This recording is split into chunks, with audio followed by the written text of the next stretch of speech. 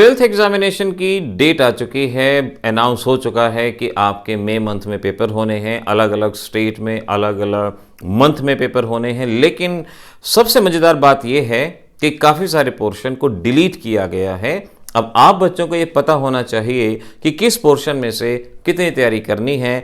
अब पढ़ाई मुश्किल नहीं है, कम से कम इस साल के लिए तो हरगिज़ मुश्किल नहीं है। आप हर एक चैप्टर में से सिलेक्टेड पोर्शन तैयार करें।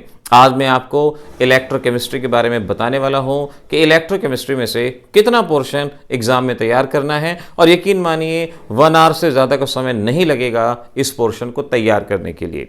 आप सबसे पहले कंडक्टिविटी, मोलर कंडक्टिविटी और इक्विवेलेंट कंडक्टिविटी, इस टॉपिक को आपने तैयार करना है। मोलर कंडक्टिविटी आप जानते हैं, conductivity of a solution having 1 mole of electrolyte, और equivalent conductivity, conductivity of a solution having 1 equivalent of electrolyte. फिर आपको इसमें कोलराश लॉ को तैयार करना है, फेराडेज लॉ को तैयार करना है, application of EMF series, Nernst equation के न्यूमेरिकल आपको जरूर करने हैं। यही सिलेक्टेड पोर्शन जो मैंने आपको बताया, और अब मैं आपको एक्सप्लेन करता हूं कि इन टॉपिक में क्या क्या है और आप कितनी जल्दी इस चैप्टर को एग्जाम के लिए तैयार कर सकते हैं। आइए चलते हैं। अब मैं आपको सिखाने वाला हूं कि किस तरह से क्लास 12 का चैप्टर इलेक्ट्रोकेमिस्ट्री आप बहुत जल्दी मिनिमम समय में तैयार कर सकते हैं, क्योंकि आने वाले हैं कॉम्पिटिटिव एग्जामिनेशन, बोर्ड एग्जामिनेशन, और उस वक्त बड़े बड़े किताबों को पढ़ना का समय नहीं रहेगा। आपको मिनिमम में मैक्सिमम करना है। अब क्या क्या करना है, किस तरह से करना है, देखते रहिएगा। मैं आपको सारी चीज़ें यहाँ पर बताने वाला हूँ। एक तरह से कहा जाए वन शॉट का के अंदर ही ये चीज़ आपको बताई जाएगी। इलेक्ट्रोकेमिस्ट्री चैप्टर के अंदर हमारे पास conductivity, Faraday's law, different type of conductivity, Kohlrausch law, और उसके अलावा गैल्वेनिक सेल, वोल्टिक सेल, और कुछ डिफरेंट सेल्स भी हैं। ये कुछ इंपॉर्टेंट टॉपिक यहाँ बनते हैं। अब यहाँ सबसे पहले आपको ये डेफिनेशन आनी चाहिए। कंडक्टर, कंडक्टर किसे कहते हैं? जो अपने में से इलेक्ट्रिसिटी को पास होने दे, कंडक्टर। जो कंडक्टिविटी के बारे में बात करें, कंडक्टिविटी का मतलब क्या हुआ? Property to conduct electricity.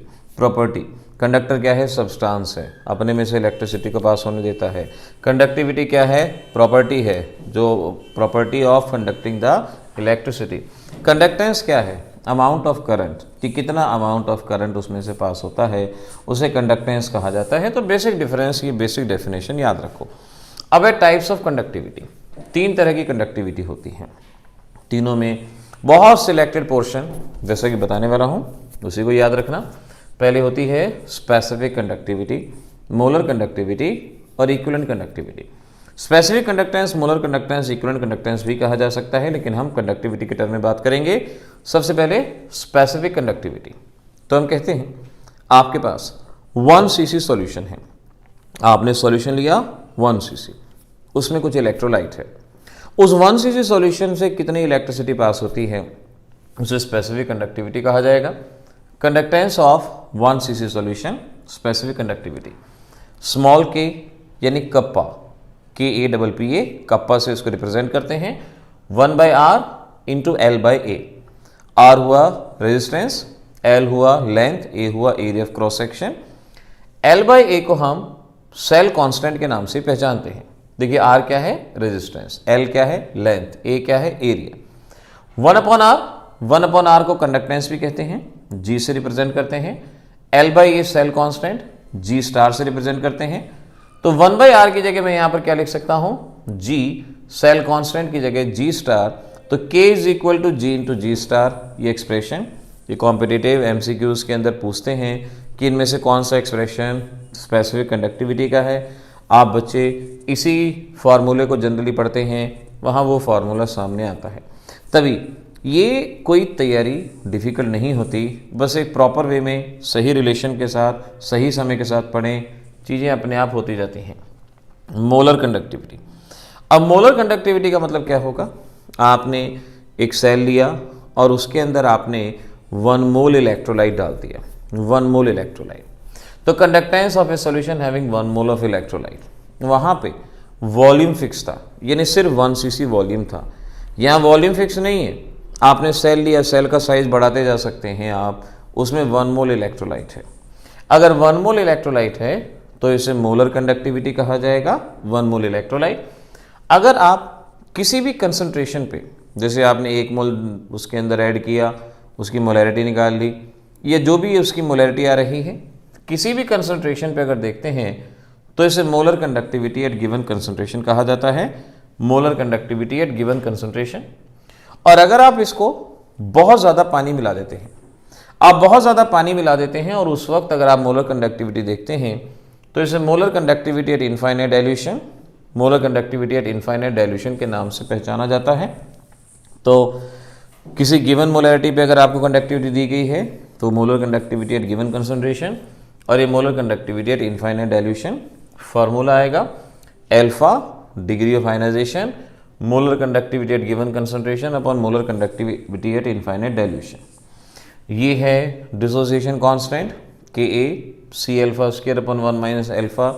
ये फार्मूला हम पिछले सॉल्यूशन चैप्टर में भी आपको बता चुके हैं, क्लास 11th में इक्विलिब्रियम के अंदर भी पढ़ते हैं, और इसकी जगह आप शॉर्टकट में सी अल्फा स्क्वायर का भी इस्तेमाल कर सकते हैं। वहाँ से भी आप के की वैल्यू ऐसे न्यूमेरिकल आते हैं जहाँ डिग्री ऑफ आयनाइजेशन और के ए यानी डिसोसिएशन कांस्टेंट बताना होता है। परसेंटेज बताने के लिए अल्फा इंटू 100, और molar conductivity at given concentration का formula kappa, this is kappa in specific conductivity into 1000 upon molarity. Specific conductivity अभी बताया था 1000 upon molarity. Unit ohm inverse centimetre square mole inverse, ये यूनिट याद रखें। देखिए ध्यान रखिएगा, स्पेसिफिक कंडक्टिविटी की यूनिट होती है ओम इनवर्स सेंटीमीटर इनवर्स, ये साइमन सेंटीमीटर इनवर्स। क्योंकि एग्जाम में क्या होगा, एग्जाम में आपसे ये कह देंगे भाई कंडक्टिविटी की वैल्यू ये है, अब ये नहीं बताएंगे कि कौन सी conductivity, specific conductivity, molar conductivity, equivalent conductivity, ये आपको नहीं बताएंगे। तो आपको ये बात इनकी यूनिट से पता लगानी है।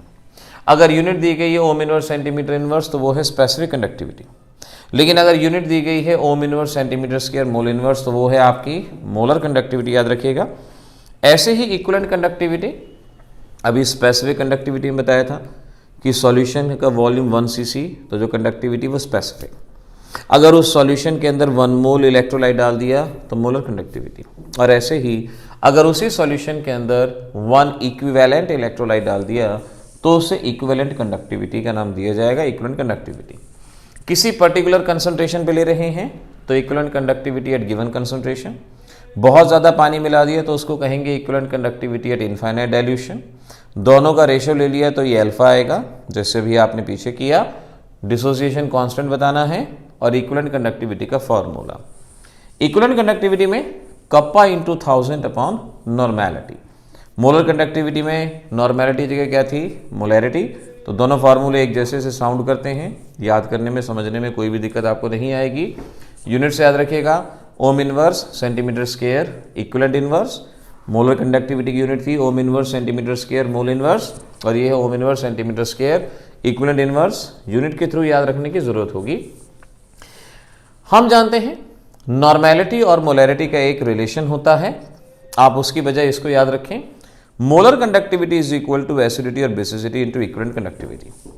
अगर आपके पास मोलर कंडक्टिविटी है तो एसिडिटी और बेसिसिटी जानने के बाद आप इक्विवेलेंट कंडक्टिविटी बता सकते हैं। अगर इक्विवेलेंट कंडक्टिविटी है तो उससे आप मोलर कंडक्टिविटी निकाल सकते हैं। तो तभी मैं कह रहा हूँ कि फटाफट एक ही बार में चीज़ों को करना है, और एक ही बार में चीज़ें कैसे होंगी, जब एक रिलेशन के साथ किया जाएगा। इनके थ्योरेटिकल पार्ट को अच्छे से याद करो। हमने पिछले काफ़ी वीडियोस अपलोड किए हैं जहाँ पर इनके न्यूमेरिकल्स वगैरह भी दिए गए हैं। न्यूमेरिकल का लिंक हम आपको डिस्क्रिप्शन में देंगे, जहाँ पर आप उन वीडियोस को देख के उन न्यूमेरिकल्स को सॉल्व कर सकते हैं। लेकिन यहाँ पर इस बात को समझ लें कि इसको किस तरह से सॉल्व करना है, क्या ज़रूरत है। अगर मैं आपसे क्वेश्चन पूछता हूँ कि भाई बताओ मोलर कंडक्टिविटी और इक्विवेलेंट कंडक्टिविटी कब बराबर होंगे, कब आइडेंटिकल होंगे, तो आपका जवाब क्या होगा, जब एसिडिटी और बेसिसिटी क्या हो जाए 1। जब एसिडिटी और बेसिसिटी, जिसको एन फैक्टर भी कहा जाता है, जब ये 1 हो जाएगा तो मोलर कंडक्टिविटी इक्विवेलेंट कंडक्टिविटी के बराबर होगा। एक बात सोचो, मैंने 1 cc सॉल्यूशन लिया, 1 cc। अगर मैं 1 cc सॉल्यूशन लेता हूं तो उसकी कंडक्टिविटी को क्या कहेंगे, स्पेसिफिक कंडक्टिविटी। अब मैंने उस 1 cc के अंदर डाल दिया 1 मोल इलेक्ट्रोलाइट, 1 मोल इलेक्ट्रोलाइट डाल दिया तो मोलर कंडक्टिविटी, क्योंकि वॉल्यूम भी 1 cc है, वॉल्यूम 1 cc है तो स्पेसिफिक। 1 मोल इलेक्ट्रोलाइट डाल दिए तो क्या होगी, मोलर कंडक्टिविटी। तो अगर आपसे पूछते हैं कि स्पेसिफिक कंडक्टिविटी और मोलर कंडक्टिविटी कब बराबर होंगे, तो आपका जवाब होगा जब 1 मोल इलेक्ट्रोलाइट 1 cc सॉल्यूशन में प्रेजेंट होगा तो स्पेसिफिक कंडक्टिविटी और मोलर कंडक्टिविटी बराबर होंगे। न्यूमेरिकल सॉल्व करने के लिए ध्यान रखिएगा, आपके पास ये फार्मूलाज हैं, इन फार्मूलाज को आपने अच्छे से ध्यान रखना है। न्यूमेरिकल का लिंक मैं आपको डिस्क्रिप्शन में दूंगा, जहां हम न्यूमेरिकल सॉल्व करके दिखाएंगे। ये आपके पास specific conductivity 1/r L/A cell constant है, ohm inverse centimetre inverse, unit से याद रखें, यह साइमन सेंटीमीटर इनवर्स इसकी यूनिट हो जाएगी। ये molar conductivity at given concentration, ये कप्पा, यहाँ से kappa, molarity ohm inverse centimetre square mole inverse, ohm inverse की जगह साइमन्स भी लिख सकते हैं हम। Equivalent conductivity kappa into 1000/n, ohm inverse centimetre square equivalent inverse, इन दोनों में relation. Molar conductivity at given concentration is equal to acidity basicity into equivalent conductivity, याद रखा आपने। एरिया πr², कई बार क्या होगा, एरिया डायरेक्ट नहीं दिया गया होगा, उसकी जगह रेडियस होगी, तो रेडियस से आप एरिया निकाल सकते हैं। अगर कहीं डिग्री ऑफ आयनाइजेशन निकालना है तो molar conductivity at given concentration eight infinite dilution, infinite dilution की वैल्यू दी जाएगी। जो कोलराश लॉ से इसको सॉल्व करेंगे और इस तरह से डिसोसिएशन कांस्टेंट की हेल्प से आप इस वैल्यू को यहाँ पर बता सकते हैं। तो जब भी आपने ये इलेक्ट्रोकेमिस्ट्री का चैप्टर करना है तो पहले आपने कंडक्टिविटी के इस पोर्शन को अच्छे से कर लेना है। कंडक्टिविटी के पोर्शन के अंदर जो जो बातें बताई हैं, जैसे मैंने कहा कि इक्विवेलेंट मोलर कंडक्टिविटी और इक्विवेलेंट कंडक्टिविटी कब बराबर होंगे, इंपॉर्टेंट क्वेश्चन है। स्पेसिफिक कंडक्टिविटी और मोलर कंडक्टिविटी कब बराबर होंगे, इंपॉर्टेंट क्वेश्चन है। इनकी यूनिट्स क्या हैं, डाइल्यूशन का क्या इफेक्ट होता है, molar conductivity at infinite dilution, ऐसी चीज़ों को यहाँ पर आपको याद रखने की ज़रूरत होगी, जानिएगा। अगली चीज़ आपको जो करनी चाहिए वो होता है कोलराश लॉ। कोलराश लॉ को भी बेकार में लोग हुआ बना देते हैं, जबकि कोलराश लॉ एक बहुत सिंपल सी चीज़ है। देखो किस तरह से, आप जानते हो ए बी को अगर तोड़ते हो तो ए पॉजिटिव बी नेगेटिव, यानी अगर मैं इसकी molar conductivity at infinite dilution का फार्मूला लिखना चाहूँ तो molar conductivity at infinite dilution of A B, ionic, क्योंकि आयन है, ionic conductivity at infinite dilution और ionic conductivity at infinite dilution. यानी मैं कह सकता हूँ किसी भी इलेक्ट्रोलाइट की molar conductivity at infinite dilution उसके आयन की कंडक्टिविटी का सम होगी।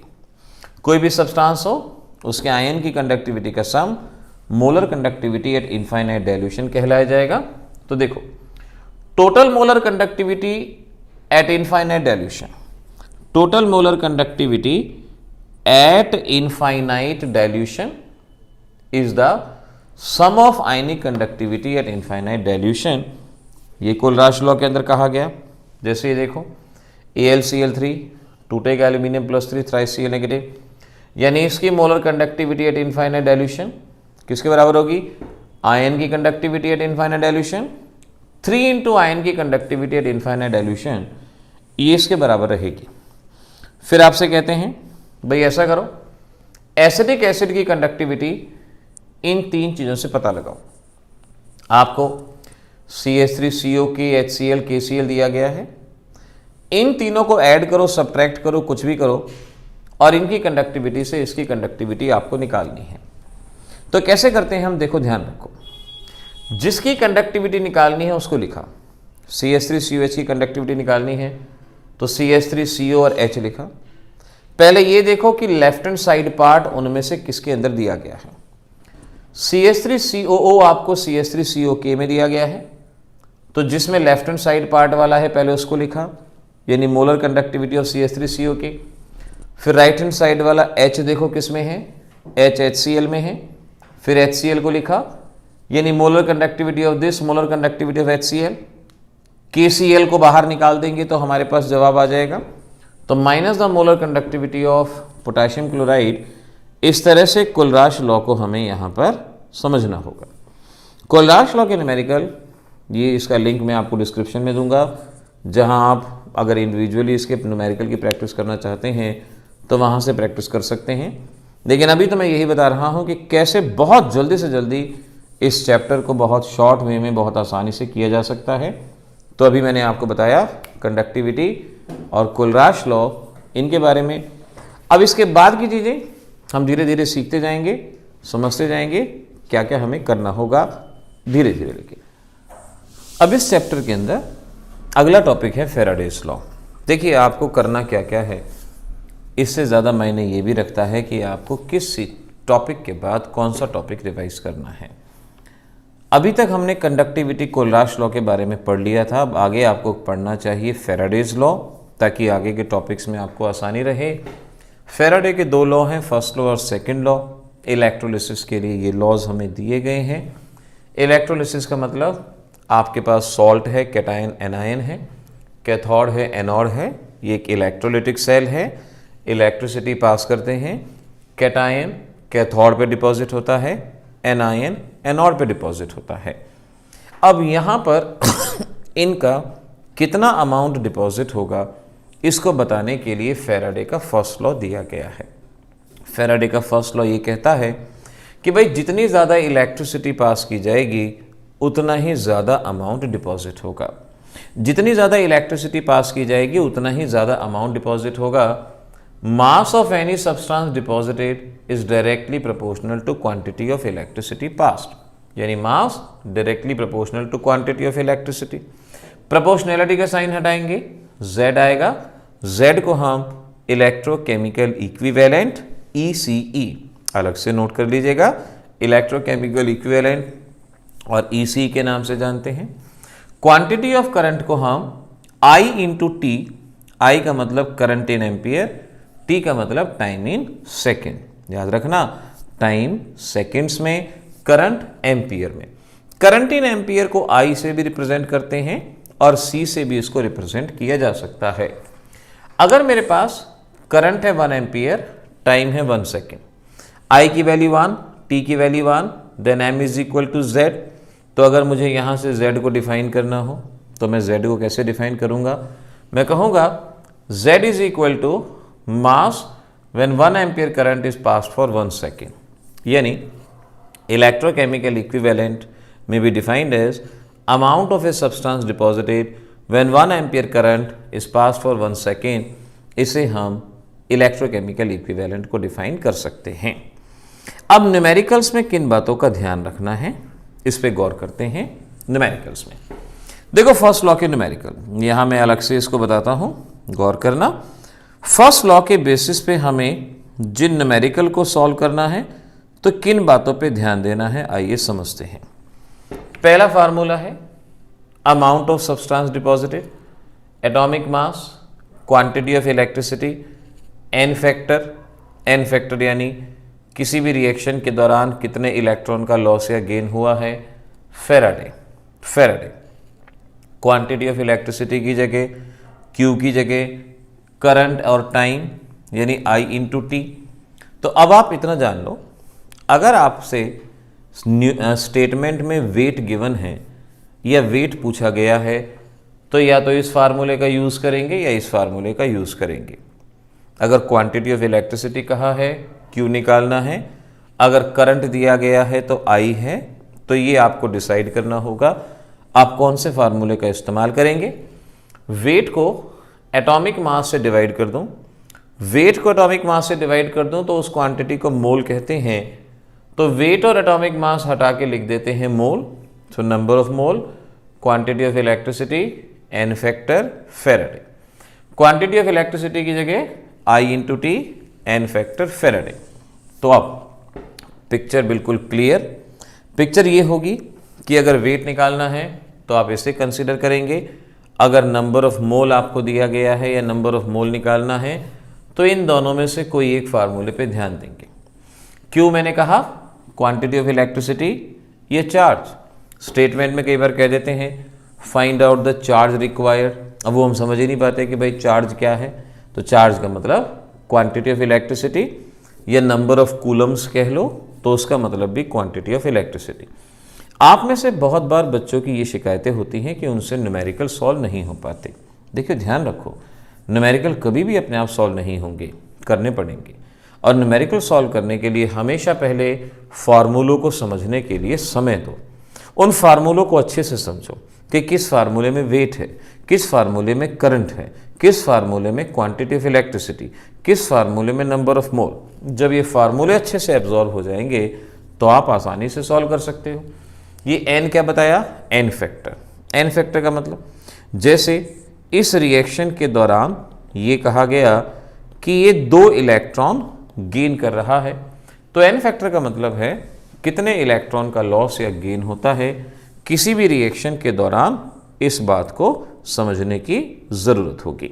देखो सपोज अब नाउ लेट क्वेश्चन ऐसे दिया जाता है कि find out quantity of electricity for 0.2 mole of copper from copper sulphate. यानी इस क्वेश्चन में सबसे पहले तो अलग से लिख लो कि भाई क्या क्या गिवन है। क्वांटिटी ऑफ इलेक्ट्रिसिटी आपको बतानी है, नंबर ऑफ मोल दिए गए हैं आपको 0.2। अब मोल और क्वांटिटी, ये फार्मूले वेट के, ये फार्मूले मोल के, मोल के साथ क्वांटिटी, मोल के साथ क्वांटिटी, यानी ये फार्मूला चाहिए। नंबर ऑफ मोल गिवन है 0.2, एन फैक्टर। कॉपर सल्फेट में आपको पता होगा कॉपर की वैलेंसी +2। अब कॉपर +2 से क्या बनाना है कॉपर, अब खुद देखो कॉपर +2 से कॉपर कब बनेगा, जब ये 2 इलेक्ट्रॉन का गेन करेगा। तो एन फैक्टर कितना हो गया 2। एन फैक्टर का मतलब कितने इलेक्ट्रॉन का लॉस या गेन होता है, या इसको चेंज इन ऑक्सीडेशन नंबर भी आप कह सकते हैं। तो एन फैक्टर हो गया 2।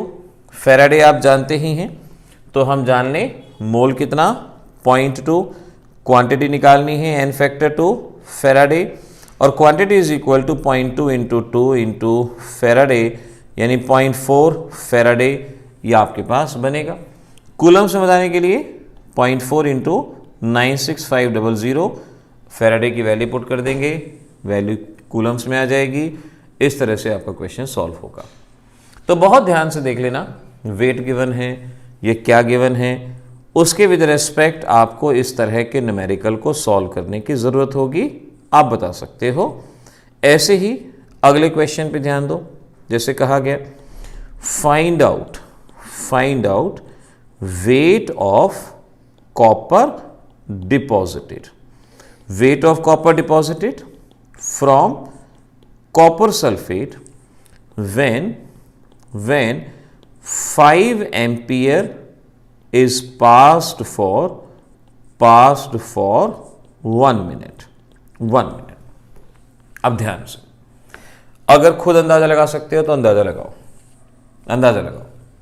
Find out the wait of copper deposit, तो ठीक है पहले लिख लेते हैं क्या निकालना है, वेट निकालना है from copper sulphate when 5 ampere. अब एम्पियर का मतलब करंट, आई की वैल्यू 5 एम्पियर आपको दिया गया, टाइम दिया गया है 1 मिनट, आपके पास टाइम है 1 मिनट। तो ये चीज़ें आपको गिवन है और आपको बताना क्या है, वेट बताना है। अब वेट इधर है, अब करंट है, तो हमारा ये फार्मूला। नाउ वेट आपको निकालना है, एटॉमिक मास कॉपर का होता है 63.5। कोशिश करो कि इस चैप्टर के दौरान कॉपर का एटॉमिक मास, जिंक का एटॉमिक मास, सिल्वर का एटॉमिक मास याद रखो। कॉपर 63.5, जिंक 65.3, ये 3 एटॉमिक मासेस याद रखने की कोशिश करो। तो कॉपर का एटॉमिक मास आ गया, करंट इन एम्पियर, टाइम। अब टाइम मैंने खास तौर पे कहा था टाइम इन सेकेंड। 1 मिनट है, 60 से मल्टीप्लाई 60 सेकेंड, तो टाइम हो गया 60 सेकेंड, एटॉमिक मास हो गया, करंट हो गया। एन फैक्टर कॉपर का भी बताया था 2 होता है, फैराडे 96500। तो इस तरह से आप इन वैल्यूज़ को पुट करेंगे, न्यूमेरिकल सॉल्व होगा। डिस्क्रिप्शन में हम लिंक भी देंगे जहां इस तरह के और भी न्यूमेरिकल किए जाएंगे, लेकिन कम से कम साथ के साथ यहाँ पर आप इसको सीख सकते हो। एक और न्यूमेरिकल बताते हैं, find out quantity of electricity for 2 mole of MnO4 negative to Mn+2। आपसे कहा गया कि क्वांटिटी ऑफ इलेक्ट्रिसिटी बतानी है 2 मोल। अब फार्मूला देखो, मोल है तो मोल वालों में से फार्मूला, क्वांटिटी ऑफ इलेक्ट्रिसिटी यानी Q। मोल हो गया 2, ठीक है, मोल हो गया 2, क्वांटिटी निकालनी है। एन फैक्टर क्या होगा, एन फैक्टर मतलब चेंज इन ऑक्सीडेशन नंबर। इस मैग्नीज का ऑक्सीडेशन नंबर 7 आएगा, इसका 2 आएगा, 7 और 2 चेंज कितने का हुआ, 5 का। तो एन फैक्टर हो गया 5, इंटू फेराडे, तो Q is equal to 10 Faraday. Coulombs में करने के लिए वैल्यू पुट कर देंगे फेराडे की। इस तरह से आपका इक्वेशन सॉल्व होके बनेगा। तो ये फेराडेज के न्यूमेरिकल आपने कर लेने हैं। एनसीईआरटी के भी 3-4 न्यूमेरिकल हैं, तो ये सभी न्यूमेरिकल कोशिश करें बिल्कुल इसी पैटर्न में जैसे मैंने बताया है, इसी तरह से इनको सॉल्व करने की कोशिश करें। आपके लिए टॉपिक हरगिज मुश्किल नहीं रहेंगे। ये था हमारा फेराडेज का फर्स्ट लॉ। अब चलो फेराडे के सेकंड लॉ पे। सेकंड लॉ, फेराडे का सेकंड लॉ दिया जाता है जैसे आपसे कहा गया, भाई एक कंटेनर में एक मेटल है, एक कंटेनर में दूसरा मेटल है। एक कंटेनर में एक मेटल है, एक कंटेनर में दूसरा मेटल है। दोनों में similar amount of electricity pass की जा रही है। किसका अमाउंट ज़्यादा डिपॉजिट होगा? पिछले लॉ में यह बताया था कि जितनी इलेक्ट्रिसिटी ज़्यादा जाएगी उतना ज़्यादा अमाउंट होगा। अब हम कह रहे हैं कि भाई इलेक्ट्रिसिटी तो सेम जा रही है, दो डिफरेंट मेटल हैं, आपको बताना है किसका अमाउंट ज़्यादा होगा। तो हमारा ये लॉ कहता है जिसका इक्विवेलेंट मास ज़्यादा होगा उसी का ज़्यादा अमाउंट डिपॉजिट होगा, जिसका equivalent mass. If similar quantity of electricity is pass through the different electrolyte, the mass of different ion deposit is directly proportional to equivalent mass. जिसका इक्विवेलेंट मास ज़्यादा होगा उसी का ज़्यादा अमाउंट डिपॉजिट होगा। तो weight of A equivalent mass of A, weight of B equivalent mass of B. Equivalent mass को मैं atomic mass upon n factor से निकालता हूं, तो इक्विवेलेंट मास ऑफ ए की जगह लिख दूंगा atomic mass of A n factor of A, equivalent mass of B की जगह atomic mass of B n factor of B. इस तरह से बात यहां पर बन जाएगी। ये मैं यहां पर कह सकता हूं, ऐसे इसको सॉल्व किया जाएगा। अब देखो, आपसे क्वेश्चन ये पूछा गया, आपसे क्वेश्चन ये पूछा गया, ये कहा गया कि भाई एक आपके पास AgNO3 है, एक में आपके पास कॉपर सल्फेट है। इलेक्ट्रोलिसिस के दौरान इसका 1.078 ग्राम डिपॉजिट हो रहा है। बताओ कितना कॉपर डिपॉजिट होगा? दो अलग अलग सेल में इन दोनों को लिया गया, इसका इतना अमाउंट डिपॉजिट हुआ, बताओ कॉपर का कितना अमाउंट डिपॉजिट होगा, ये आपसे पूछा गया। तो आप कैसे करेंगे? इस तरह के न्यूमेरिकल को सॉल्व करने के लिए पहले ऐसे फार्मूला लिखेंगे, ऐसे, यानी जो मैंने अभी बताया वेट ऑफ ए। अब वेट ऑफ ए की जगह आप क्या मान सकते हैं? Weight of silver divide by weight of copper. Weight of A, weight of B, atomic mass of A, यानी atomic mass of silver divided by N factor of silver. Atomic mass of B यानी atomic mass of copper और N factor of copper. Weight of silver 1.078, weight of copper निकालना है। Atomic mass of silver 107.8, N factor silver का 1, और atomic mass of copper मैंने कहा 63.5, N factor 2। बस यहां से कैलकुलेशन कर लें। ये कैलकुलेशन के बाद आपका जवाब आ जाएगा, आपका न्यूमेरिकल सॉल्व होगा।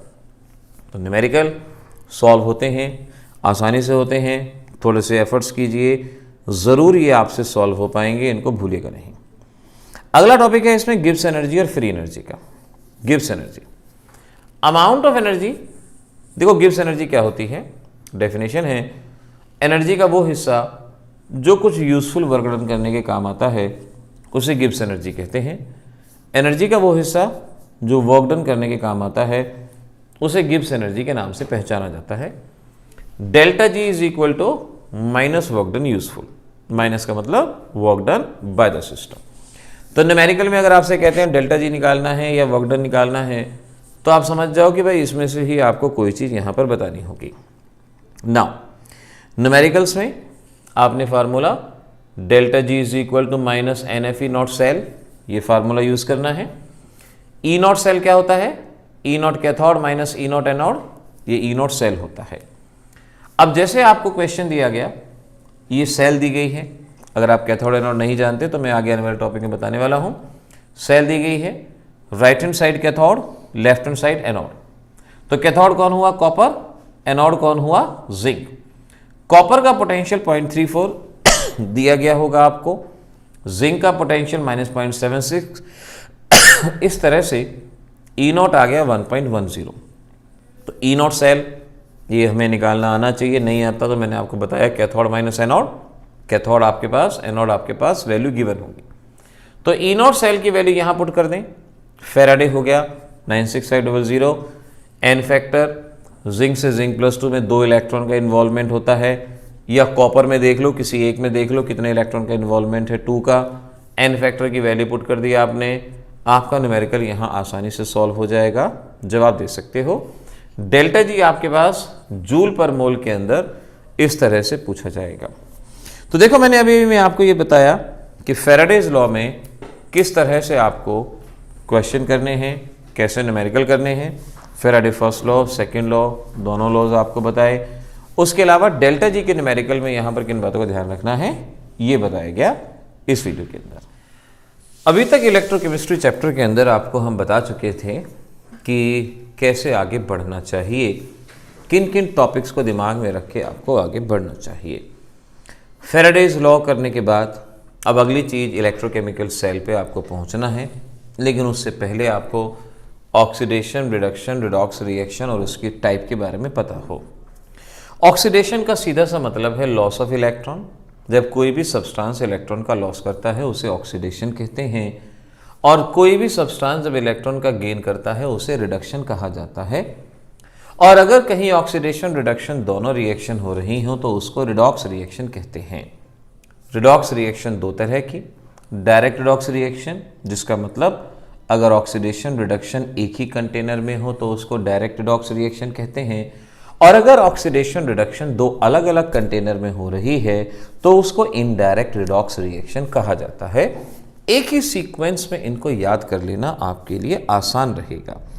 फर्दर एक बात पे गौर कीजिएगा, ऑक्सीडेशन हमेशा एनोड पे होती है, चाहे वो आपकी इलेक्ट्रोकेमिकल सेल हो चाहे इलेक्ट्रोलिटिक सेल हो। हमेशा याद रखेंगे कि ऑक्सीडेशन हमेशा एनोड पे होती है और रिडक्शन हमेशा कैथोड पे होती है। इस पॉइंट को भी याद रखिएगा, क्योंकि अगर कभी पहचानना होगा कौन कैथोड कौन एनोड, तो आप साइन के ज़रिए नहीं, आप उस पे होने वाले प्रोसेस के ज़रिए उसको पहचानेंगे कि उस पे आखिर प्रोसेस कौन सा हो रहा है, उसके विद रिस्पेक्ट उसको जानने की कोशिश करेंगे। ऑक्सीडेशन पोटेंशियल, ऑक्सीडेशन पोटेंशियल का मतलब tendency of an electrode to lose the electron. कोई भी इलेक्ट्रोड कितनी आसानी से इलेक्ट्रॉन का लॉस करता है, या दो इलेक्ट्रोड हैं, एक एनोड एक कैथोड, जो भी इलेक्ट्रॉन का लॉस करेगा उसकी उस टेंडेंसी को ऑक्सीडेशन पोटेंशियल कहा जाएगा। ई ऑक्सीडेशन या ई नॉट ऑक्सीडेशन से उसको रिप्रेजेंट करेंगे। जहाँ तक सिंबल की बात है, E naught A oblique A positive, यानी लेफ्ट टू राइट देखो क्या मालूम पड़ेगा, ए ने इलेक्ट्रॉन का लॉस किया, देखते ही मालूम पड़ेगा लेफ्ट टू राइट, +1 से +2, +1 से +2। ये ध्यान से कि जब जब इलेक्ट्रॉन का लॉस दिखेगा, यहाँ पर मैं कह सकता हूँ रिप्रेजेंटेशन में लेफ्ट टू राइट मूव करें। अगर चार्ज पॉजिटिव एंड की तरफ बढ़ रहा है वो हमेशा ऑक्सीडेशन पोटेंशियल कहलाया जाएगा। रिडक्शन पोटेंशियल का मतलब tendency of an electrode to gain the electron. दो इलेक्ट्रोड्स में से जिसकी तरफ इलेक्ट्रॉन जाते हैं, जो इलेक्ट्रॉन को गेन करता है, रिडक्शन पोटेंशियल कहा जाता है। E reduction, normal reduction potential, standard reduction potential, E naught reduction. Representation में याद रखो, अगर लेफ्ट टू राइट जाने में आप नेगेटिव की तरफ चार्ज को बढ़ा रहे हो, स्केल मान लो 0 सेंटर में होता है, इधर नेगेटिव बढ़ता है इधर पॉजिटिव बढ़ता है। अगर नेगेटिव की तरफ बढ़ रहा है, जैसे 0 से -1, +1 से 0, नेगेटिव की तरफ बढ़ रहा है तो उसे रिडक्शन पोटेंशियल कहा जाता है। तो अब ऑक्सीडेशन हो गया, ऑक्सीडेशन पोटेंशियल हो गया, रिडक्शन हो गया, रिडक्शन पोटेंशियल हो गया। इनडायरेक्ट रिडॉक्स रिएक्शन किसको कहते हैं ये भी हम बता चुके हैं। हमेशा ध्यान रखेंगे, एक एलिमेंट का ऑक्सीडेशन पोटेंशियल भी होता है, रिडक्शन पोटेंशियल भी होता है। Oxidation potential is equal to minus the reduction potential. अगर मैं कहता हूँ कि भाई जिंक है, इसका ऑक्सीडेशन पोटेंशियल 0.76 वोल्ट, जिंक का ऑक्सीडेशन पोटेंशियल 0.76 वोल्ट, बताओ उसका रिडक्शन पोटेंशियल क्या होगा, -0.76 वोल्ट। तो जो भी ऑक्सीडेशन पोटेंशियल है उसके ऑपोजिट साइन के साथ रिडक्शन पोटेंशियल। और हमारे जितने भी फार्मूले इस चैप्टर के डिज़ाइन किए गए हैं वो रिडक्शन पोटेंशियल के टर्म में डिज़ाइन किए गए हैं। तो इस पूरे चैप्टर के दौरान आप जब जब अपनी प्रॉब्लम सॉल्व करेंगे आप इस बात को ध्यान में रखेंगे कि आप हमेशा रिडक्शन पोटेंशियल कंसिडर करेंगे और उसकी प्रेजेंस में ही आप अपने प्रॉब्लम्स को सॉल्व करेंगे। बहुत छोटी छोटी सी बातें, लेकिन इन छोटी छोटी बातों के बिना बड़ी बड़ी बातें सॉल्व नहीं हो सकती। तो बहुत ज़रूरी है इन छोटी छोटी बातों को दिमाग में रखना और इसके विद रिस्पेक्ट अपनी प्रॉब्लम्स को आगे सॉल्व करना। अब बात करते हैं हम इलेक्ट्रोकेमिकल सेल की। आखिर इलेक्ट्रोकेमिकल सेल क्या है, किस तरह से है, इसके बारे में आपको समझाते हैं। तो ध्यान रखें, arrangement which generate electricity bye indirect redox reaction. चलिए मैं इसको आपको अलग से इसको बना के दिखाता हूं कि आखिर इसमें किन किन बातों का आपको ध्यान रखना है। देखिएगा, ये एक कंटेनर, यहां है दूसरा कंटेनर, ये दो कंटेनर हमारे पास हैं। एक कंटेनर में एक इलेक्ट्रोड होगा और दूसरे कंटेनर में दूसरा इलेक्ट्रोड। क्योंकि यहाँ ऑक्सीडेशन रिडक्शन दो अलग अलग वेसल में होंगी, तो दो अलग अलग वेसल। लेट ये है कॉपर, सॉल्यूशन है कॉपर सल्फेट का। लेट ये है जिंक, सॉल्यूशन है जिंक सल्फेट का। ये सॉल्यूशन है 1 मोल। इसमें लिक्विड जिंक सल्फेट, इसमें कॉपर सल्फेट। इन दोनों को हमने कॉपर वायर के थ्रू कनेक्ट किया, दोनों को कॉपर वायर के थ्रू कनेक्ट किया। अब देखिए क्या होगा, यहां बीच में एक हमने यू शेप्ड ग्लास ट्यूब को भी इंट्रोड्यूस किया, जिसे हम सॉल्ट ब्रिज कहते हैं। This is salt bridge. इसमें कैटायन एनायन लाइक के positive, NO3 negative, potassium nitrate या कोई भी कैटायन एनायन, अमोनियम नाइट्रेट, कुछ भी कैटायन एनायन होते हैं, इसे सॉल्ट ब्रिज कहा जाता है। इस अरेंजमेंट को हम थोड़ी देर ऐसे ही पड़ा रहने देते हैं, इसको ऐसे ही पड़ा छोड़ देते हैं। कुछ समय बाद हम क्या देखते हैं कि जिंक रॉड का साइज धीरे धीरे कम होता चला जाता है। यानी जिंक रॉड, इसका साइज धीरे धीरे कम होता चला जाता है और कॉपर रॉड के ऊपर रेड कलर डिपॉजिट होता चला जाता है। जब हम इसको थोड़ी देर तक पड़ा रहने देते हैं तो ये कुछ चेंजेस यहाँ पे ऑब्जर्व होते हैं। आखिर ऐसा क्यों होता है, कारण क्या है? कारण देखो क्या है, ये जिंक है। जिंक अपने इलेक्ट्रॉन का लॉस करता है, जिंक इलेक्ट्रॉन का लॉस करता है और जिंक आयन की फॉर्म में सॉल्यूशन को ऑक्यूपाई करता है। यानी इस जिंक ने क्या किया, इसने अपने इलेक्ट्रॉन का लॉस किया और ये इलेक्ट्रॉन यहाँ से ट्रांसफ़र हुए, इधर को चले और जिंक आयन सॉल्यूशन में आ गया। तो जिंक रॉड मेल्ट होने का कारण हो गया ऑक्सीडेशन ऑफ जिंक। ये इलेक्ट्रॉन वहाँ चले, कॉपर पे पहुँचे, सॉल्यूशन में थे copper ion sulphate ion, copper ion sulphate ion. जैसे ही इलेक्ट्रॉन आते हैं, कॉपर आयन इन इलेक्ट्रॉन को कैप्चर करते हैं और कॉपर आयन इलेक्ट्रॉन को कैप्चर करते हैं और कॉपर की फॉर्म में रेड कलर का कॉपर यहाँ पे डिपॉजिट हो जाता है। तो कॉपर आयन इलेक्ट्रॉन कैप्चर करता है और यहाँ कॉपर की फॉर्म में डिपॉजिट, प्रोसेस होता जाएगा। इलेक्ट्रॉन आएंगे, कॉपर आयन वहाँ जाएंगे, सल्फेट आयन सॉल्यूशन में बचे रह जाएंगे। हम कह सकते हैं कि ये सारा प्रोसेस अपने आप हो रहा है, एक स्पॉन्टेनियस रिएक्शन। इस रिएक्शन को माना जाएगा, सारा प्रोसेस ऑटोमेटिकली अपने आप चलता जा रहा है, स्पॉन्टेनियस प्रोसेस इसको कहा जाएगा। ध्यान रखना, यहाँ ऑक्सीडेशन, और मैंने अभी बताया था जहाँ ऑक्सीडेशन होता है उसे हम एनोड कहते हैं। यहाँ ऑक्सीडेशन, तो ये हुआ एनोड। क्योंकि यहाँ लगातार इलेक्ट्रॉन जनरेट हो रहे हैं तो इस पे चार्ज होगा नेगेटिव, चार्ज होगा नेगेटिव, क्योंकि इलेक्ट्रॉन जनरेट हो रहे हैं। इलेक्ट्रॉन वहाँ पे जा रहे हैं तो उस पे चार्ज होगा पॉजिटिव। यहाँ पर प्रोसेस हो रहा है रिडक्शन, और रिडक्शन जहाँ होता है उसे हम कैथोड कहते हैं। तो इस तरह के अरेंजमेंट में जहाँ पर इनडायरेक्ट रिडॉक्स रिएक्शन होती हैं ऑक्सीडेशन रिडक्शन अलग अलग कंटेनर में होते हैं, इलेक्ट्रिसिटी जनरेट होती है। इसे इलेक्ट्रोकेमिकल सेल, गैल्वेनिक सेल के नाम से पहचाना जाता है। यहाँ एनोड पे नेगेटिव चार्ज, कैथोड पे पॉजिटिव चार्ज। दूसरी तरह की सेल होती हैं जिनको इलेक्ट्रोलिटिक सेल कहते हैं, जहां चार्जेस ऑपोजिट होते हैं, लेकिन प्रोसेस सेम होता है। आप ध्यान रखिएगा, आप एनोड कैथोड को उनके प्रोसेस से याद रखो कि एनोड वो है जिसपे ऑक्सीडेशन, और ऑक्सीडेशन यहाँ हो रहा है और उस पर चार्ज नेगेटिव क्योंकि इलेक्ट्रॉन जनरेट हो रहे हैं, और कैथोड पे हुआ रिडक्शन, इसको याद रखेंगे। अच्छा, इलेक्ट्रॉन का फ्लो कहाँ से कहाँ हो रहा है बताइए, एनोड टू कैथोड।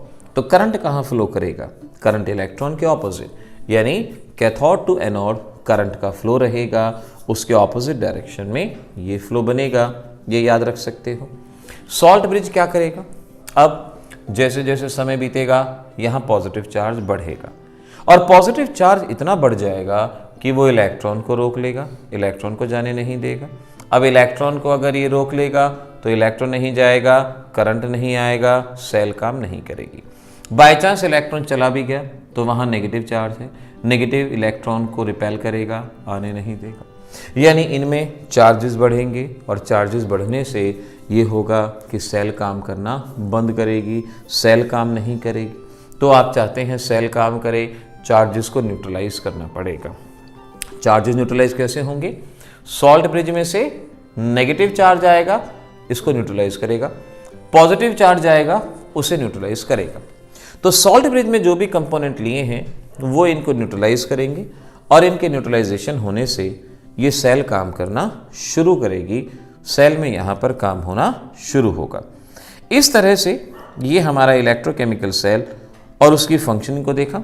अब देखो रिएक्शन मैंने क्या बताई, एक जगह रिएक्शन हो रही है, जिंक इलेक्ट्रॉन का लॉस कर रहा है, और एक जगह मैंने बताया था कि कॉपर आयन इलेक्ट्रॉन को गेन कर रहा है। ये रिएक्शन इलेक्ट्रॉन को कैंसिल आउट, अगर यहाँ सपोज एक इलेक्ट्रॉन होता है, यहाँ 2 इलेक्ट्रॉन होते तो हम 2 से मल्टीप्लाई करके इलेक्ट्रॉन बराबर कर देते। Zinc copper, zinc ion copper, ये हो गई हमारे पास सेल रिएक्शन। सेल रिएक्शन यहाँ पर इस तरह से बनेगी, ये सेल रिएक्शन यहाँ होती है। तो इस तरीके से हम कह सकते हैं कि ये सेल रिएक्शन यहाँ पर होगी। पर रिएक्शन कितने इलेक्ट्रॉन का इन्वॉल्वमेंट है, हमने देखा पर रिएक्शन 2 इलेक्ट्रॉन का इन्वॉल्वमेंट है, तो n फैक्टर 2 कहलाया जाएगा, n फैक्टर 2 बनता है। इस तरह से हम इलेक्ट्रोकेमिकल सेल की वर्किंग को पढ़ते हैं, उसकी रिएक्शन को लिखना जानते हैं, रिएक्शन कैसे होगी, क्या होगी। अब ज़रा इस सेल को रिप्रेजेंट करना और सीख लें कि आखिर इसको रिप्रेजेंट कैसे किया जाता है, वो भी सीख, क्योंकि हर बार न्यूमेरिकल में सेल ड्रॉ की जाए पॉसिबल नहीं, कहीं ना कहीं रिप्रेजेंट करना होगा। वो रिप्रेजेंट किस तरह से किया जाएगा, रिप्रेजेंट करने के लिए ध्यान रखो, सबसे पहले हम लिखते हैं मेटल ऑफ एनोड, एनोड का मेटल, फिर लिखते हैं metal ion of anodic solution, anodic solution का मेटल आयन, ब्रैकेट में लिखते हैं कंसंट्रेशन, उसकी जो भी कंसंट्रेशन, फिर डबल बार, डबल बार का मतलब एक ये यानी सॉल्ट ब्रिज, फिर लिखते हैं metal ion of cathodic solution, और फिर लिखते हैं कंसंट्रेशन, और लास्ट में मेटल ऑफ कैथोड। इस तरह से सेल को रिप्रेजेंट किया जाता है, सेल को रिप्रेजेंट करते हैं। जैसे देखो मेटल ऑफ एनोड, एनोड का मेटल कौन है, जिंक सॉलिड, फिर metal ion of anodic solution, metal ion का मतलब कैटायन, कैटायन कौन है, जिंक आयन, सॉल्यूशन है तो एक्वस, कंसंट्रेशन यानी मोलैरिटी 1 मोलर, सॉल्ट ब्रिज, फिर metal ion of cathodic solution, इसमें मेटल आयन है कॉपर आयन, कॉपर आयन, और कंसंट्रेशन 1 मोलर गिवन है आपको। मेटल ऑफ कैथोड, कैथोड किसका बना है, कॉपर का।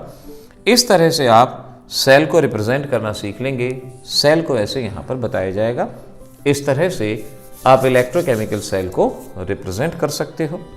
अब सेल को देख के रिएक्शन कैसे बनाते हैं, सेल को देख के रिएक्शन कैसे, लेफ्ट टू राइट, यानी zinc gives you zinc plus 2, zinc gives you zinc plus 2, और ये कब बनेगा, जब 2 इलेक्ट्रॉन का लॉस होगा, 0 से +2 है तो 2 इलेक्ट्रॉन का लॉस होगा। Left to right, copper plus 2, left में कॉपर प्लस 2 है ना, copper plus 2 gives you copper. और प्लस 2 से कॉपर कब मिलेगा, जब ये 2 इलेक्ट्रॉन का गेन करेगा, बस दोनों को ऐड कर दो, इलेक्ट्रॉन कैंसिल आउट हो जाने चाहिए, ये कैंसिल आउट हो गए। तो इस तरह से zinc copper plus 2, zinc plus 2 और ये कॉपर, ये हमारे पास बनके तैयार हो रहा है। जो भी आयन हो उसके आगे एक्वस लिख दें, जो भी मेटल है उसके आगे सॉलिड लिख दें। इस तरह से आप पूरी अच्छी तरह से इलेक्ट्रोकेमिकल सेल जनरेट कर सकते हैं। अब मैं कहता हूं delta G not minus NFE not. अच्छा बताओ, बताया था N क्या होता है, N फैक्टर यानी नंबर ऑफ इलेक्ट्रॉन पर रिएक्शन। नंबर ऑफ इलेक्ट्रॉन पर रिएक्शन कितने हैं, 2। फैराडे 96500।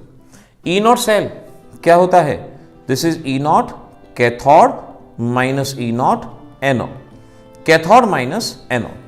कैथोड कौन सा, राइट हैंड साइड वाला यानी कॉपर, एनोड कौन सा, लेफ्ट हैंड साइड वाला जिंक। अगर ये वैल्यू पता हो तो बहुत आसानी से हम डेल्टा जी की वैल्यू को यहाँ पर सॉल्व करके आपको बता सकते हैं। तो ये इलेक्ट्रोकेमिकल सेल के बारे में कंप्लीट रही इंफॉर्मेशन, अच्छे से याद करना होगा इसको आपको। इलेक्ट्रोकेमिस्ट्री के चैप्टर के अंदर अब अगले टॉपिक हैं आपके EMF series, application of EMF series, Nernst equation के बेसिस पे आने वाले कुछ न्यूमेरिकल्स। देखिए सबसे पहले EMF सीरीज का मीनिंग जान लीजिए। इलेक्ट्रोड पोटेंशियल आपको बता ही दिया था कि tendency of an element to lose और गेन इलेक्ट्रॉन, इसको इलेक्ट्रोड पोटेंशियल कहा जाता है। अब अगर हम एलिमेंट्स को increasing order of reduction potential में अरेंज करते हैं, आप देख सकते हैं वो सीरीज है। सबसे पहले लिथियम जिसका पोटेंशियल सबसे कम है, फिर potassium, magnesium, aluminium, zinc, hydrogen etcetera. तो जब एलिमेंट्स को उनके increasing order of reduction potential में अरेंज किया जाता है तो इसे हम EMF सीरीज के नाम से पहचानते हैं। हमारे पास बहुत सारे एलिमेंट हैं, लेकिन उसमें से कुछ सिलेक्टेड मैंने आपको यहाँ पर दिए हैं। आपको ये एलिमेंट याद करने हैं, ये एलिमेंट किस तरह से डिफरेंट सीरीज़ में अरेंज हैं, ये आपको याद करना है। अब एप्लीकेशन ऑफ EMF सीरीज़ की जहाँ तक बात है, oxidising nature is directly proportional to reduction potential. ध्यान रखेंगे हमारे इस चैप्टर के सभी फार्मूले रिडक्शन पोटेंशियल के ऊपर ही बेस्ड हैं। तो आपको जब भी पोटेंशियल लेना है हमेशा रिडक्शन पोटेंशियल लेना है। जिसका रिडक्शन पोटेंशियल ज़्यादा होगा वही स्ट्रॉन्गर ऑक्सीडाइजिंग एजेंट होगा। आपसे सवाल पूछा गया कि बताइए फ्लोरीन और लिथियम कौन है स्ट्रॉन्गेस्ट ऑक्सीडाइजिंग एजेंट, जिसका रिडक्शन पोटेंशियल ज़्यादा है, और वो किसका ज़्यादा है, फ्लोरीन का। क्वेश्चन पूछा सिल्वर और फ्लोरीन कौन है स्ट्रॉन्गर ऑक्सीडाइजिंग एजेंट। सिल्वर हम देख सकते हैं, फ्लोरीन हम देख सकते हैं, तो कौन हुआ, फ्लोरीन। आपसे पूछा सिल्वर और जिंक कौन है स्ट्रॉन्गर ऑक्सीडाइजिंग एजेंट, तो जिसका पोटेंशियल ज़्यादा है यानी जिंक, आपका सिल्वर, ये स्ट्रॉन्गर ऑक्सीडाइजिंग एजेंट हो। Reducing nature is inversely proportional to reduction potential, जिसका रिडक्शन पोटेंशियल कम है वो strong reducing agent. Lithium is the strongest reducing agent. ये एस ब्लॉक का एक बहुत फेमस क्वेश्चन है कि which is the strongest reducing agent, so this is lithium because of lowest reduction potential. इस बात को याद रखिएगा। रिएक्टिविटी ऑफ मेटल याद हो, लोअर क्लासेस में रिएक्टिविटी सीरीज पढ़ा करते थे, तो reactivity of metal is inversely proportional to reduction potential. जिसका पोटेंशियल कम है उसकी रिएक्टिविटी ज़्यादा है, यानी एल्यूमिनियम और जिंक, जिंक और कॉपर। आपसे पूछा जिंक और कॉपर कौन है ज़्यादा रिएक्टिव, तो जवाब क्या होगा, जिंक, जिंक है ज़्यादा रिएक्टिव। कॉपर और सिल्वर कौन है ज़्यादा रिएक्टिव, तो जिसका पोटेंशियल कम है, कम किसका है, कॉपर का, कॉपर हुआ ज़्यादा रिएक्टिव। तो इस तरह से रिएक्टिविटी में अरेंज करना हो, रिड्यूसिंग नेचर में जानना हो, हम इन सारी चीज़ों को यहाँ पर बता सकते हैं। लेकिन इन सभी में सबसे ज़्यादा इम्पॉर्टेंट है storage of solution. Storage of solution में देखिए इस तरह की प्रॉब्लम आपसे पूछी जाती हैं। जैसे आपसे ये कहा गया कि भाई आपके पास जिंक का वेसल है और कॉपर सल्फेट का सॉल्यूशन है, क्या हम जिंक वेसल में कॉपर सल्फेट का सॉल्यूशन स्टोर कर सकते हैं या नहीं कर सकते, ये आपसे सवाल पूछा जाता है। क्या जिंक वेसल में कॉपर सल्फेट। अब एक कॉमन सी बात ध्यान रखिएगा, अगर वेसल सॉल्यूशन के साथ रिएक्ट कर जाएगा तो हम स्टोर नहीं कर पाएंगे, और अगर रिएक्शन नहीं होगी तो हम स्टोर कर पाएंगे। तो स्टोरेज की कंडीशन है कि रिएक्शन ना हो। अब E naught cell, E naught cell बताया था आपको, कैथोड माइनस एनोड। अगर ई नॉट सेल पॉजिटिव आता है तो रिएक्शन हो जाएगी, और रिएक्शन हो जाएगी तो इसका मतलब storage is not possible, no storage is possible. तो हमें ईएमएफ ऑफ सेल निकालना है। अगर ईएमएफ ऑफ सेल पॉजिटिव है तो स्टोरेज नहीं है, और ईएमएफ ऑफ सेल नेगेटिव है तो स्टोरेज है। अब कैथोड माइनस एनोड में कई बार गलती हो जाती है, आप सॉल्यूशन माइनस वेसल कर लो। आप देख पाओगे सॉल्यूशन किस चीज़ का है, कॉपर का, यानी ई नॉट कॉपर, वेसल किसका है, जिंक का, कॉपर माइनस जिंक। कॉपर का पोटेंशियल 0.34, जिंक का -0.76 यानी 1.10 वोल्ट। कैसा आया, पॉजिटिव। पॉजिटिव का मतलब reaction takes place, storage is not possible, यहाँ स्टोरेज नहीं हो सकती, ध्यान रखिएगा।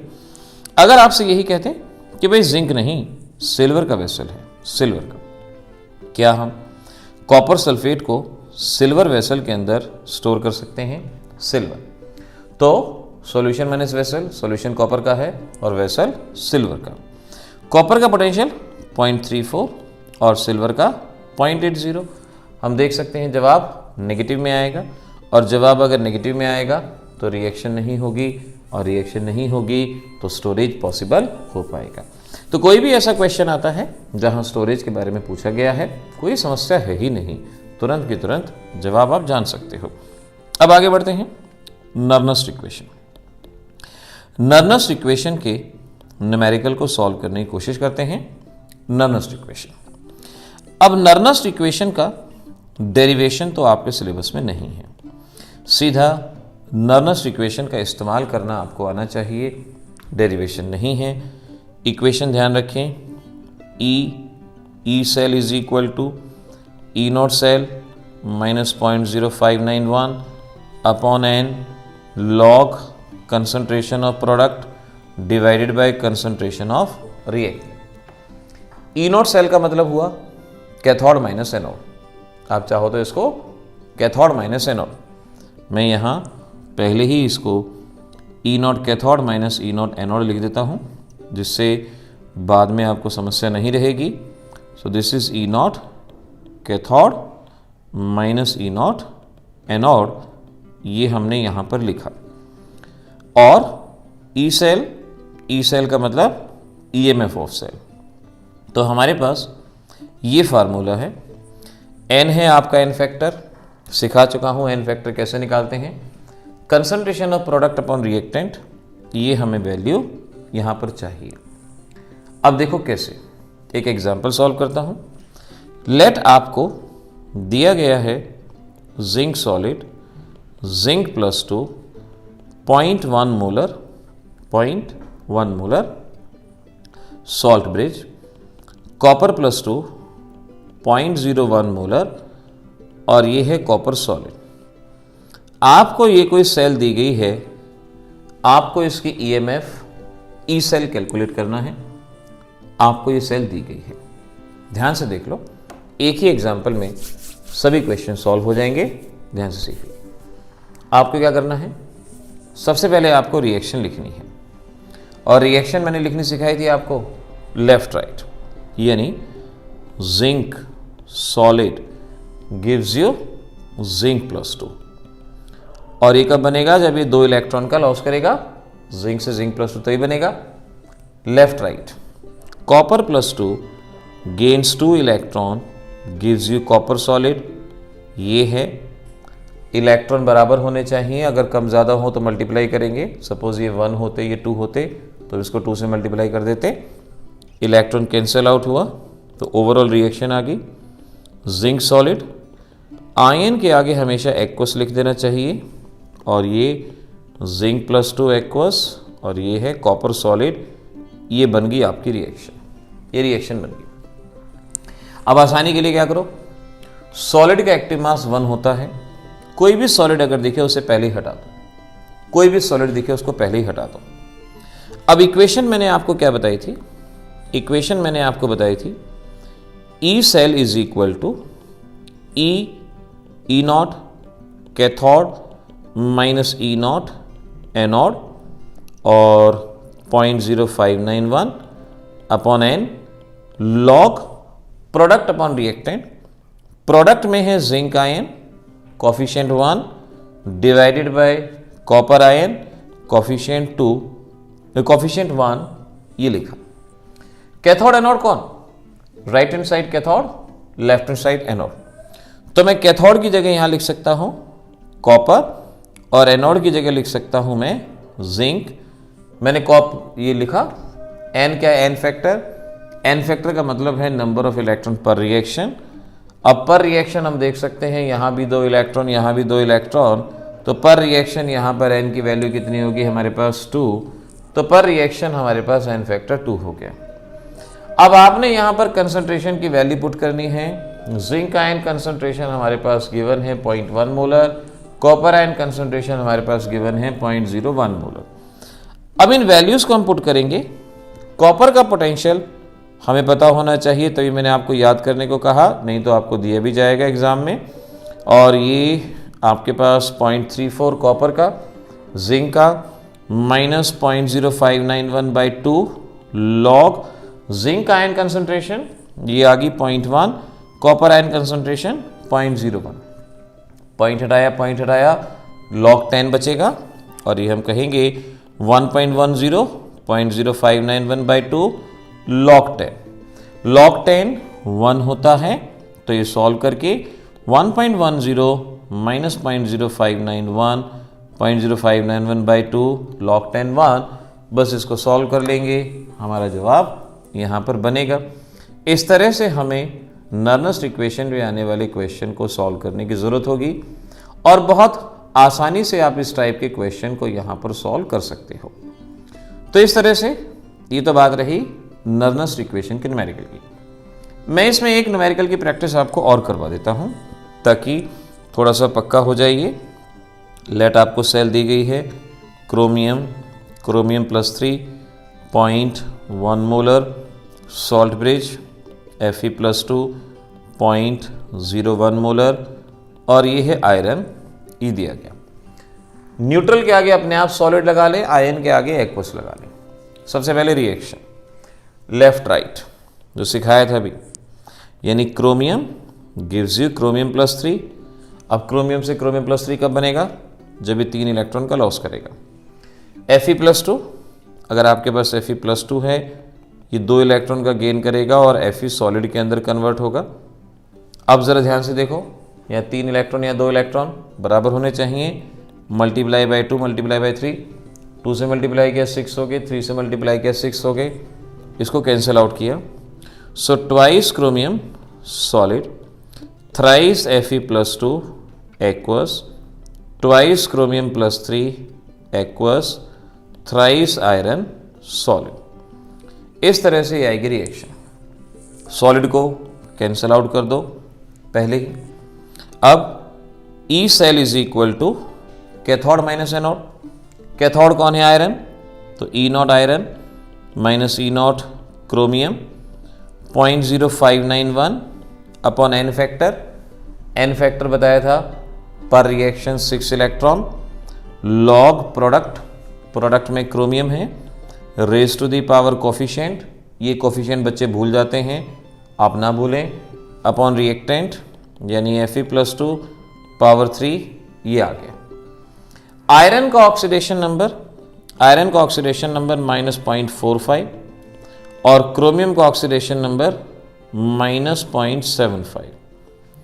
इस तरह से -0.0591/6 लॉग क्रोमियम कंसंट्रेशन 0.1 इंटू 0.1, क्योंकि पावर 2 है तो 0.1 इंटू 0.1।